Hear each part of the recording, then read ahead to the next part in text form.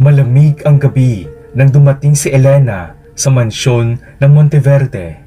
Basang-basa siya ng ulan, niyuyurakan ng putik ang kanyang mumurahing sapatos at nanginginig sa lamig, hindi lang dahil sa ulan, kundi dahil sa takot sa bagong mundong papasukin niya. Ang mansyon ay napakalaki, tila isang palasyo na nakatayo sa gitna ng isang malawak na lupain. Ang bawat bintana ay may mga kortinang yari sa pinakamahal na tela. Ang bawat sulok ay may gintong palambuti. Ngunit sa likod ng marangyang anyo nito, may nakatagong dilim, isang mundo ng kasinungalingan, inggit at panlilinlang. Sa loob ng mansyon, hindi lang trabaho bilang yaya ang naghihintay kay Elena. Hindi niya alam na sa lugar na ito, matitikman niya ang pinakamatinding panlalait, ang pinakamatinding pagsubok, at ang pinakamapait na pagtataksil. Ngunit hindi rin niya alam na dito rin niya matatagpuan ang isang pag-ibig na hindi niya kailanman inakala. Isang pag-ibig na magdadala sa kanya mula sa putik ng kahirapan patungo sa trono ng yaman at kapangyarihan. Ngunit bago niya makamit ang kaligayahan, kailangang dumaan siya sa pinakamadilim na yugto ng kanyang buhay. At ang unang hakbang niya sa mansyon na iyon ay ang simula ng isang kwentong babago sa kanyang kapalaran magpakailanman. Ito ang kwentong inyong matutunghayan sa video nito. Pero bago ang lahat, don't forget to hit the subscribe button, pati na rin ang notification bell para lagi kayong updated sa mga bago pa nating pasabog na mga video sa mga susunod na araw mga parikoy. Kung handa na kayo, umpisahan na natin in 3, 2, 1.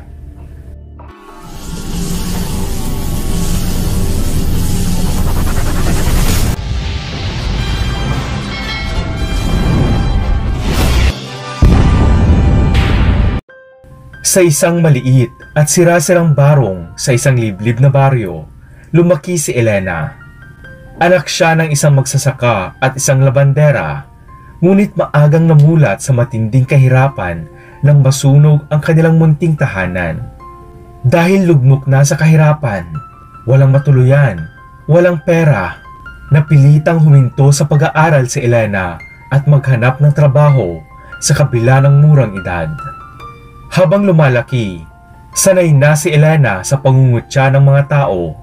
Madalas siyang ginagawang tampulan ng tukso ng kanyang mga kababata. Elena, bakit laging butas ang damit mo? Hindi ba marunong magtahi ang nanay mo? Nakakatawa. Ano ba yan?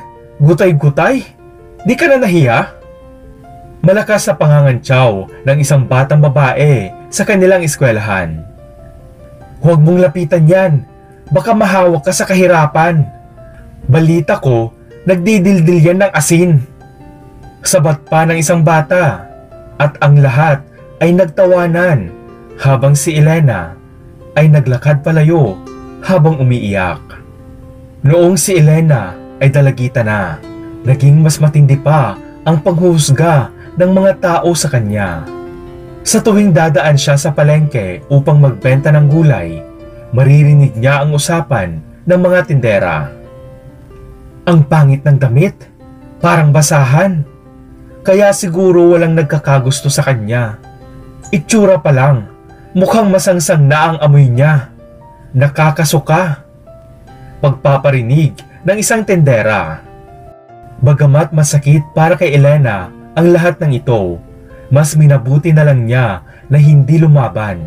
Natutunan niyang lunukin ang kanyang hinanakit at magpatuloy na lang sa buhay. Dahil sa kawalan ng pag-asa sa baryo, napilitan si Elena na makipagsapalaran sa syudad.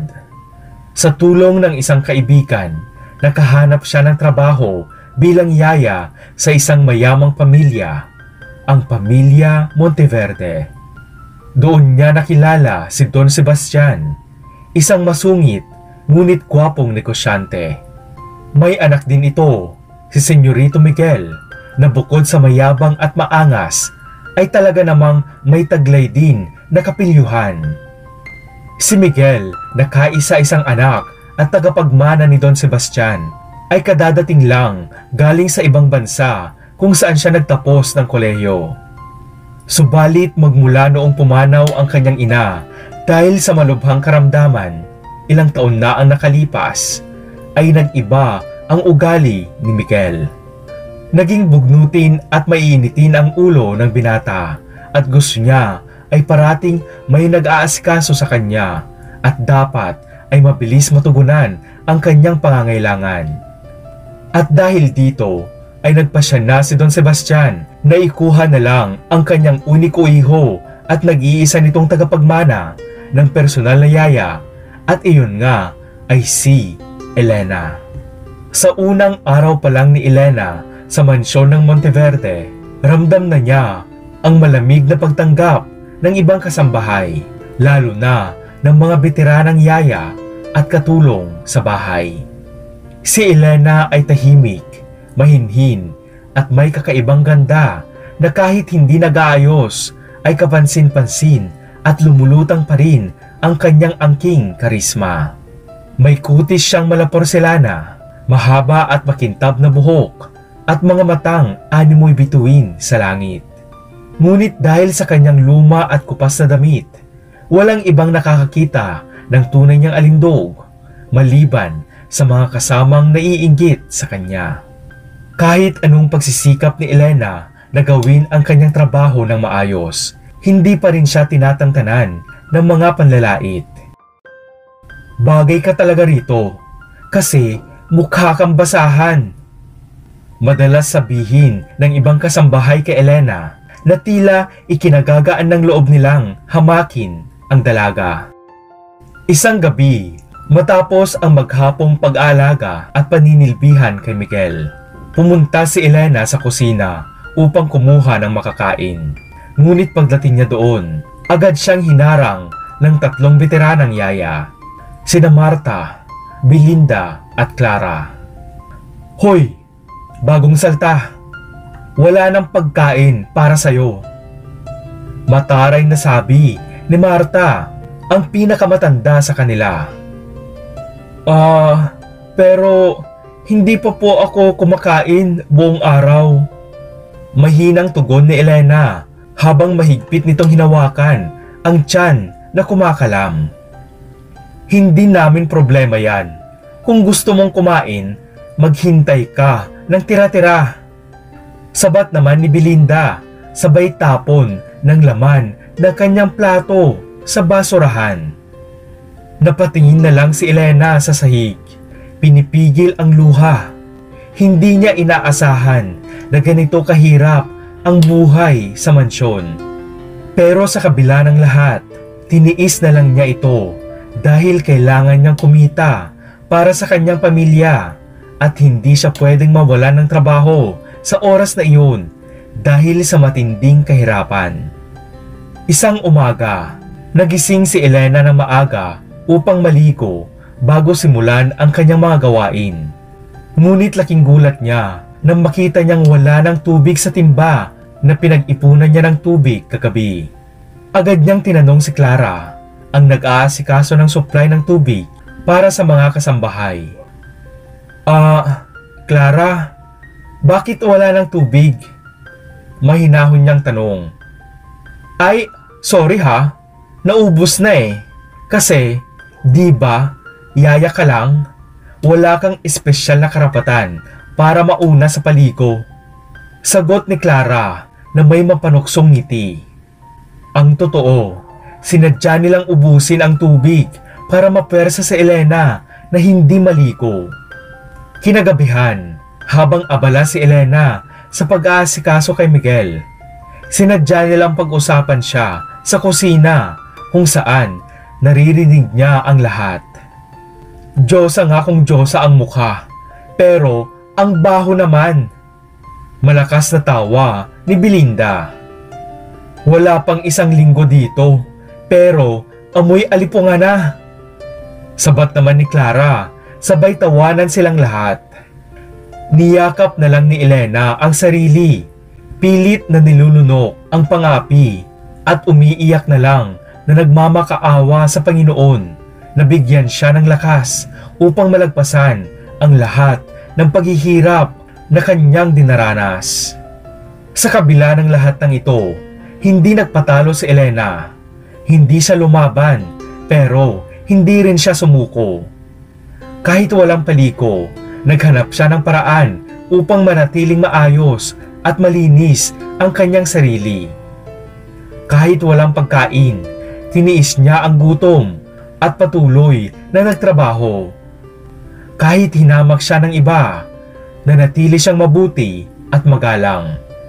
Subalit ang kalbaryo sa buhay ni Elena ay tila walang katapusan. Maging ang mga bisita ng pamilya ay hindi siya pinapalampas. Sebastian, saan mo naman nakuha ang yayang mukhang pulubi? To be honest, siya lang ang katulong mo na nakakairita ang pagmumukha. Minsan ay pabirong sinabi ng isang babaeng mayaman na kaibigan ng amo ni Elena. Sa mga pagkakataong ganito ay hindi tumutugon si Don Sebastian at lihim lamang nitong inoobserbahan ang kilos ni Elena upang malaman kung paano ito tutugon sa ganong sitwasyon. Samantala, bagamat nasasaktan, tiniis ni Elena ang lahat. Hindi siya sumagot, hindi siya lumaban.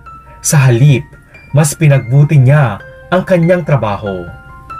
Isang araw, may dumating na mga bisita sa mansyon, mga mayayaman at kilalang tao.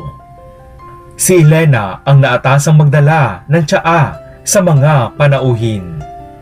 Habang naglalakad siya sa gitna ng mararangyang bisita, narinig niya ang usapan ng ilang ginang. Sino yan? Hindi ba yaya lang yan?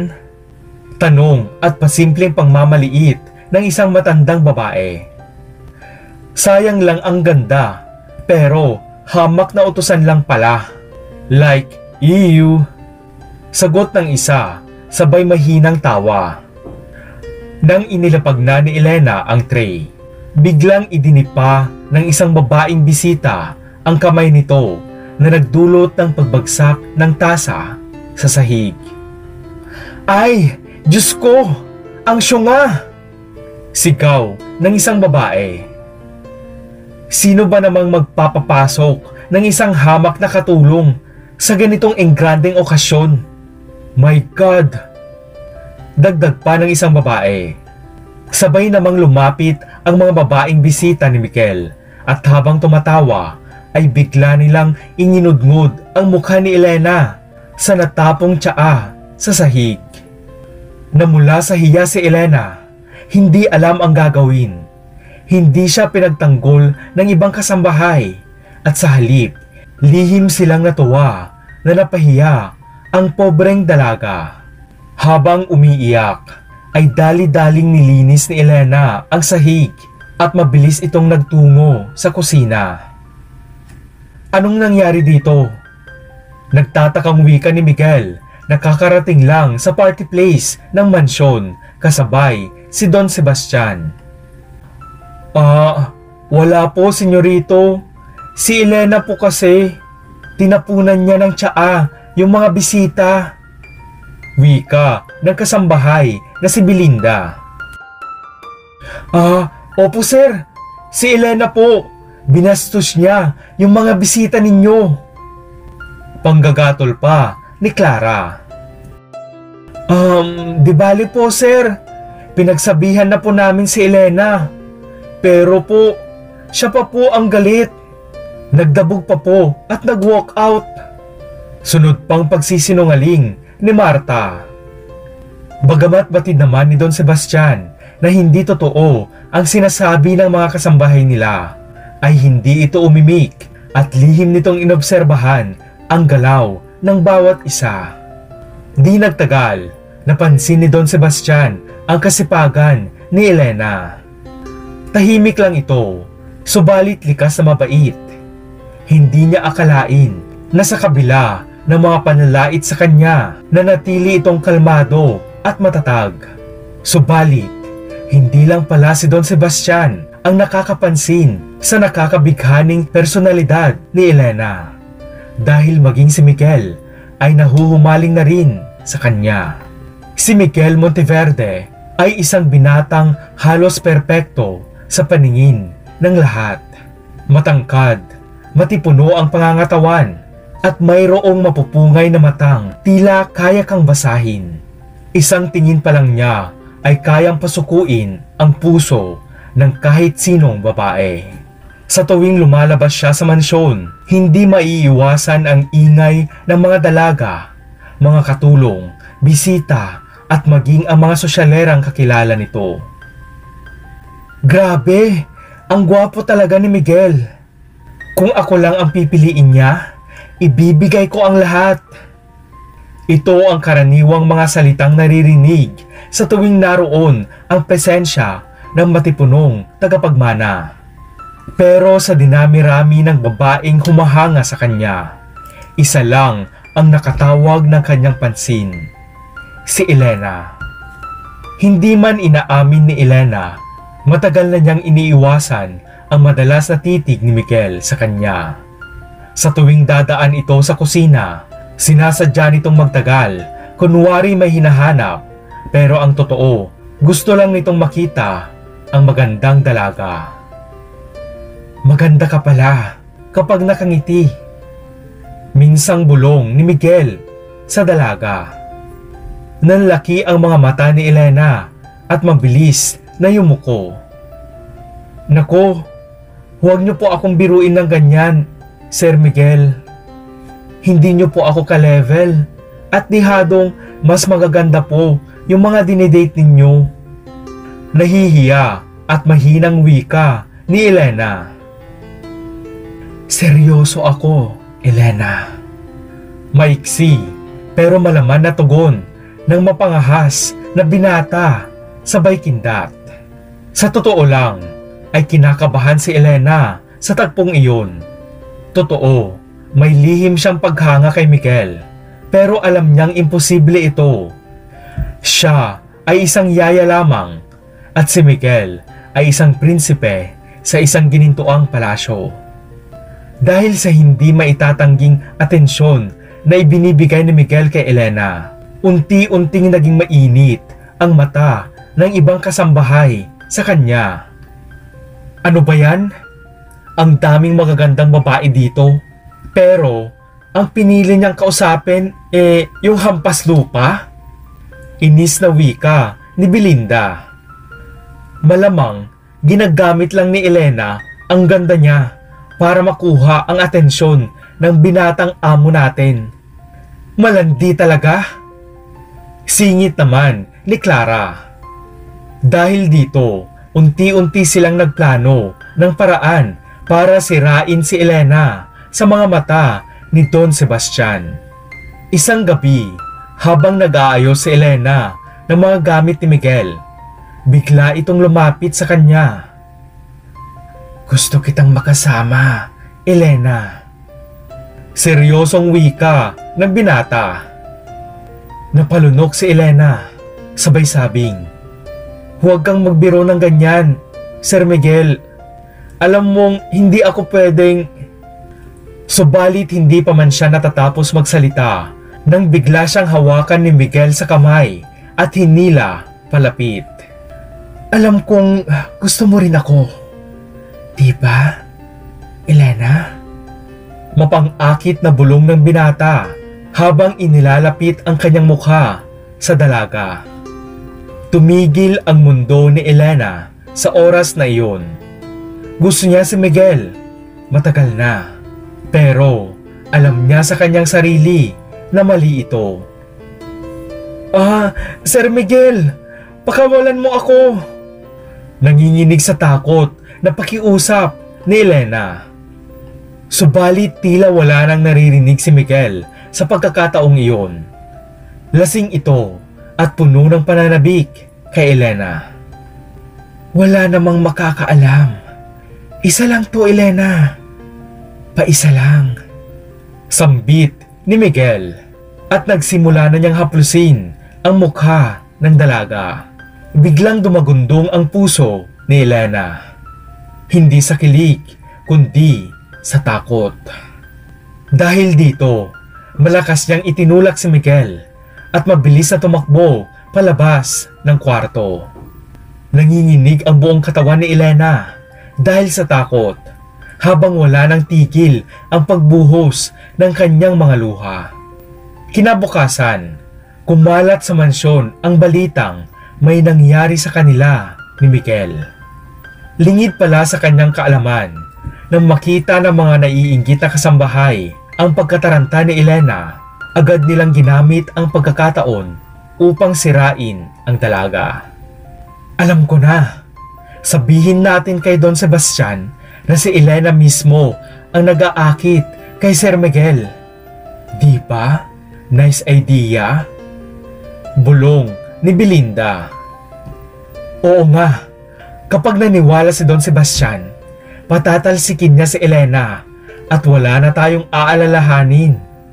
Tusong sambit naman ni Marta habang si Clara ay walang humpay sa pagtawa na tila ay excited na sa naiisip nitong masaklap na mangyayari sa kawawang si Elena. At wala nang patumpik-tumpik pa, sinimulan na nilang ipagkalat ang mapanirang tsismis. Alam mo ba, nakita kong pumasok si Elena sa kwarto ni Sir Miguel kagabi. Alam mo ba ang suot niya? Napakaiksi, halos luwa na ang kaluluwa. At paglabas, pawis na pawis, pagod na pagod. Maintrigang wika ni Clara. Totoo? Maamo nga ang mukha, pero haliparot pala. Walang delikadesa, mababang uri ng babae. Kadiri. Magkasunod na wika naman ni Belinda at Marta, hanggang sa makarating na ang balita kay Don Sebastian. Tinawag ni Don Sebastian si Elena sa kanyang opisina. Elena, totoo bang inaakit mo ang anak ko? Seryoso pero kalmadong tanong ni Don Sebastian. Namilog ang mga mata ni Elena, nanlamig ang buong katawan at nanghina bigla ang kanyang buong pagkatao. Hindi po, Don Sebastian. Wala po akong ginagawang masama, sir. Takot na sagot ni Elena. Subalit sa gilid ng silid, naroon ang ibang kasambahay, lihim na ngumingiti sa iniisip nilang tagumpay. Tahimik lang si Don Sebastian, pero sa kanyang mga mata ay may matinding galit. Pagkalipas ng ilang segundo, tumayo ito at lumapit kay Elena. Alam ko kung anong klaseng tao ka, Elena. At alam ko rin kung sino ang tunay na may masamang balak sa bahay na ito. Madiing sambit ni Don Sebastian. Sa oras na iyon, nagpalitan ng tingin ang ibang kasambahay. Kinakabahan. Magsabi ka ng totoo, Miguel. Wika ni Don Sebastian, sabay hinarap niya ang anak. Napayuko si Miguel. Ramdam niya ang bigat ng kanyang ginawa. Sa huli, hindi niya kayang ipahamak si Elena. Ako ang may kasalanan, Papa. Pinilit ko siya. Pero wala pong nangyari sa amin dahil ayaw talaga ni Elena at pinilit niyang makatakas sa akin. Mahinang pag-amin ni Miguel. Namuti ang mukha ng ibang kasambahay. Ang plano nilang sirain si Elena ay bumaliktad na sa kanila. Matapos malaman ni Don Sebastian ang totoo, pinatawag niya ang lahat ng kasambahay. Makinig kayo. Sa lahat ng nanira kay Elena, wala kayong lugar sa bahay na ito. Galit na sigaw ni Don Sebastian. Sa isang iglap lang at pinaalis silang lahat, walang natira. At si Elena, siya lang ang tanging natira. Siya lang ang lubos na pinagkatiwalaan ng bilyonaryong amo. Sa paglipas ng panahon, nagsimulang mahulog ang loob ni Don Sebastian kay Elena.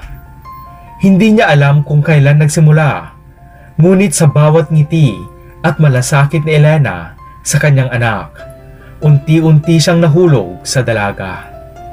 Dahil dito, nagsimula siyang maging mabait kay Elena. Pinahintulutan niya itong mag-aral muli sa gabi dahil nais siyang matupad ang pangarap ng dalaga na makatapos at upang mahasa din ang angking galing at talino ni Elena na matagal nang napapansin ng mayamang negosyante. Matapos ang lahat ng panlalait at pagsubok na pinagdaanan ni Elena sa mansyon ng mga Monteverde, hindi niya inasahan ang isang bagay: ang unti-unting pagkahulog ng loob ni Don Sebastian sa kanya. Si Don Sebastian ay isang matipunong lalaki, may matapang na anyo at malamig na personalidad. Subalit sa kabila ng kanyang seryosong panlabas na anyo, may puso siyang marunong magpahalaga sa kabutihan. Napansin ni Don Sebastian ang kanyang sipag, tiyaga at kakayahang magpatawad kahit sa mga taong patuloy siyang minamaliit. Bakit hindi ka lumaban kahit kailan? Minsang tanong ni Don Sebastian kay Elena.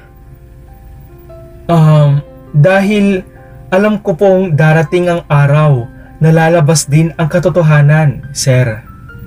Sagot ni Elena na may ngiti sa labi. At doon nagsimula ang respeto ni Don Sebastian kay Elena. Ngunit hindi nga nag-iisa si Don Sebastian sa nararamdamang paghanga para kay Elena. Si Miguel, ang anak niyang gwapo at hinahangaan ng lahat, ay patuloy na sinusubukang mapasagot si Elena. Hindi mo ba ako kayang mahalin, Elena? Tanong ni Miguel nang minsang inaya niyang maglakad sa hardin ang dalaga. Sir Miguel, matagal kitang hinangaan, pero hindi kita pwedeng mahalin. Sagot ni Elena ng diretsahan. Dahil ba sa papa ko? Tanong ng binata na halatang may kirot sa boses. Hindi sumagot si Elena, ngunit sapat na ang katahimikan niya upang maunawaan ni Miguel ang sagot. Habang lumilipas ang mga araw, napansin ni Miguel na mas lumalapit ang loob ng kanyang ama kay Elena. Napansin niya rin kung paano tumitingin si Don Sebastian sa dalaga. Isang tingin na puno ng paghanga at proteksyon. Pero ang pinakamasakit ay ang katotohanang tila si Elena ay nahuhulog na rin ang loob sa kanyang ama. Isang gabi, hindi na nakatiis si Miguel. Lasing at puno ng selos, nilapitan niya si Elena sa kusina habang nag-aayos ito ng hapunan. Kung hindi kita makuha sa santong dasalan, baka pwede sa santong paspasan. Bulong niya sabay hawak sa braso ni Elena. Sir Miguel, nasasaktan po ako. Pakawalan mo ako. Nagmamakaawang sigaw ni Elena, ngunit lalo lang nitong hinigpitan ang hawak. Mabuti na lamang at nagkataong dumaan si Don Sebastian at nakita ang pangyayari. Miguel, tumigil ka! Sigaw niya at sa isang iglap, itinulak niya ang anak palayo kay Elena. Anong ibig sabihin nito? Galit na tanong ni Don Sebastian. Papa, mahal ko siya. Hindi ako papayag na sa'yo siya mapunta. Galit na sagot ni Miguel. Hindi mo siya mahal, Miguel. Gusto mo lang siyang ariin dahil hindi mo matanggap na mayroong mas may karapatan sa kanya kaysa sa'yo. At ako yun. Matikas na sagot ni Don Sebastian. Dahil sa kanyang ginawa, pinarusahan ni Don Sebastian si Miguel. Muli, ay pinadala niya ito sa ibang bansa upang ilayo kay Elena at bigyan siya ng panahon upang magbago. Si Miguel ay umalis na may hinanakit, ngunit alam naman niya sa kanyang sarili na siya din ang may kasalanan. Hanggang isang araw, sa kabila ng panghuhusga ng iba, nagdesisyon na si Don Miguel na ipahayag ang kanyang damdamin. Elena, gusto kong ikaw ang makakasama ko habang buhay. Naluluhang wika ni Don Sebastian at sabay nilang niyakap ng mahigpit ang isa't isa upang ipadama ang kanilang pagmamahal. Hindi makapaniwala si Elena sa mga nangyayari sa kanya. Sa buong buhay niya, hindi niya naisip na may isang tulad ni Don Sebastian na magmamahal sa tulad niya.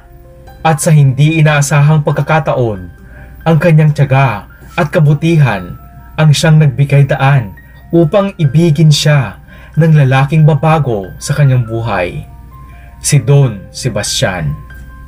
Sa kabila ng lahat ng nangyari, lumalim ang pagmamahalan ni Don Sebastian at Elena.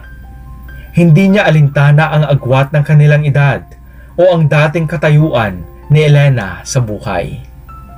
Isang gabi, dinala ni Don Sebastian si Elena sa isang enggrandeng salo-salo kung saan naroon ang lahat ng mayayamang kaibigan at pamilya ng mayamang negosyante. Tumayo si Don Sebastian sa gitna ng silid at mahigpit na hinawakan ang kamay ni Elena. Nais kong ipaalam sa lahat na ang babaeng ito, si Elena, ang babaeng gusto kong makasama habang buhay. Buong pagmamalaking wika ni Don Sebastian. Dahil dito, nagbulungan ang lahat. Marami ang nagtaas ng kilay. Ano?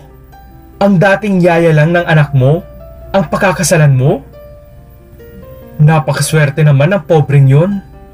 Pera lang ang habol dyan ng hampas lupang yan. Gagatasan lang siya ng katulong na yan. Ilan lang ang mga ito sa mga komento ng mga tao sa kanila. Pero hindi ito alintana ni Don Sebastian. Alam niyang si Elena ang babaeng gusto niyang makasama habang buhay. At sa huli, wala silang nagawa kundi tanggapin ang desisyon ng mayamang negosyante. Hanggang dumating ang pinakahihintay na araw, ang kasal nina Elena at Don Sebastian. Ito ay isang engrandeng selebrasyon, dinaluhan ng mga mayayaman at kilalang tao at ng pamilya ni Elena mula sa probinsya. At sa araw na iyon, muling nagtagpo sina Miguel at Elena. Subalit sa halip na lungkot at selos, may ibang ngiti sa mukha ni Miguel sa oras na iyon. Maligayang bati, Elena. Masayang wika ni Miguel. Miguel?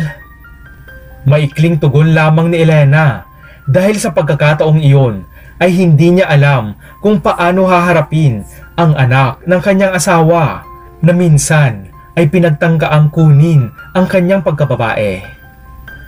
Huwag kang mag-alala, nakahanap na rin ako ng babaeng magmamahal sa akin. Sambit ni Miguel, sabay turo sa isang magandang dalaga na nasa kabilang dulo ng silid.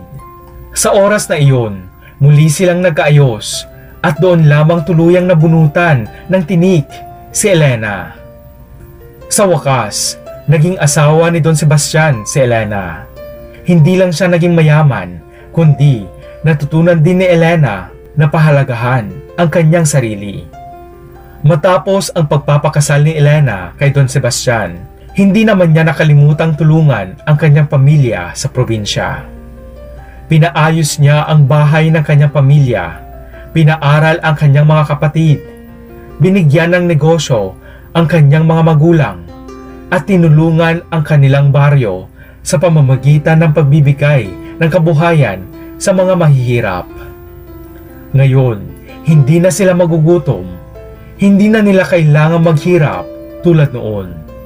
At si Elena, mula sa pagiging isang hamak na yaya, siya na ngayon ang bagong reyna sa buhay ni Don Sebastian. Si Elena ay hindi lang isang yayang dating inaapi. Siya ay isang babaeng patunay na hindi basihan ang kahirapan para makamit ang tagumpay. At sa tuwing makikita siya ng mga dating nangungutya sa kanya, napapahiya ang mga ito sa kanilang sarili dahil ang dating pobreng yaya ngayon isang reyna sa sarili niyang tahanan. Samantala, isang araw, ang mga dating nang api kay Elena, sina Marta, Belinda, Clara at iba pang kasambahay ay biglang nagpunta sa mansyon, lumapit kay Elena at nagmamakaawang lumhod sa kanyang harapan. "Elena, patawarin mo kami." Humihikbing wika ng mga katulong na nanghamak at nagpahirap sa kanya sa pagbabakasakaling sana ay makabalik sila sa pagtatrabaho muli sa mansyon. Hindi man madali, pinili ni Elena ang magpatawad. "Matagal ko na kayong pinatawad. Ang mahalaga, natutunan ninyo ang inyong mga pagkakamali." Sagot ni Elena nang may ngiti, at mapayapa na silang pinaalis ni Don Sebastian sa kanilang mansyon dahil wala na itong natitirang tiwala sa mga ito. Subalit ang pinakamalaking ganti ni Elena sa mga kapwa niya kasambahay noon na nanghamak sa kanya ay hindi ang pagpapatalsik sa kanila, kundi ang sandaling makita siyang suot ang pinakamahal at pinakamagandang bestida, nakaupo sa tabi ni Don Sebastian habang ang mga dating nangaapi sa kanya ay nasa labas ng gate.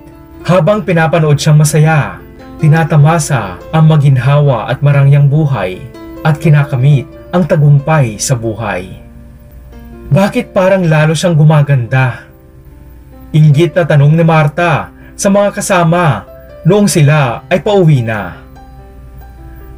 "Iba talaga ang ganda niya, no? Kahit anong gawin nating panlalait, hindi kumukupas." Magkasunod na sagot ni Clara at Belinda. Bit-bit pa rin ang selos sa kanilang mga puso. Ngayon, si Elena na ang reyna ng mansyon at ang lahat ng nangaapi sa kanya ngayon ay mga tau-tauhan na lang sa kanyang kwento ng tagumpay. Kasama ang kanilang anak, si Elena at Don Sebastian ay namuhay ng maayos, isang patunay na hindi hadlang ang kahirapan upang makamit ang tunay na pag-ibig at tagumpay sa buhay. Salamat muli mga parikoy. Kung nagustuhan nyo ang video ito, ay wag na kayong mahiya na magbigay ng isang like. At kung bago ka lang sa aking channel, don't forget to hit the subscribe button, pati na rin ang notification bell para lagi kayong updated sa mga bago pa nating pasabog na mga video sa mga susunod na araw mga parikoy. Hanggang sa muli, salamat!